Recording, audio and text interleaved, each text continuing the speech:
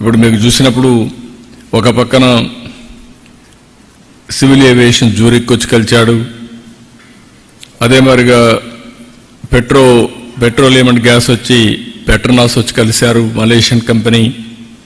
Port and logistics మీరు చూసినప్పుడు DP world, అదే మరిగా ఏపీ మోలర్, మెరెస్క్, అదే మరిగా డెమెన్ హోల్డింగ్ బీవీ, ఇలాంటి కంపెనీస్ అన్ని, ఎఫ్ఎంజీ అయితే యూనిలివర్, గ్లోబల్ హెడ్, ఇంకో పక్కన వాల్మార్ట్, ఇలాంటివి సిస్కో, పెప్సికో, ఇలాంటి గ్లోబల్ హెడ్స్ అంతా వచ్చి కలిసే పరిస్థితి వచ్చేది. వీళ్ళందరినీ కలవాలి, నేను డిఫరెంట్ కంట్రీస్కి పోవాల్సిన పరిస్థితి వచ్చేది.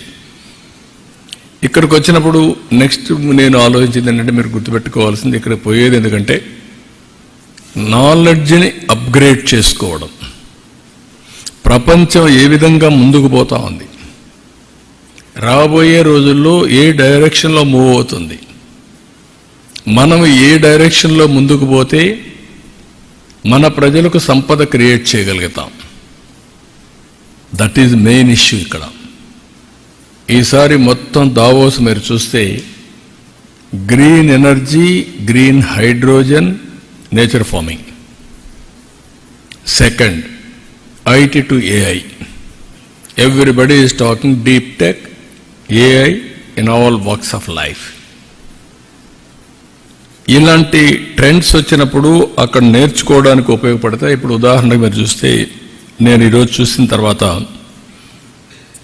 ఆంధ్రప్రదేశ్లో 10 పోర్టులు ఉన్నాయి. మనం అనుకున్నంతగా ఎస్టాబ్లిష్ చేయలేకపోయాం. ఇండియాలో logistics cost as on today 14%, international logistics cost 8%.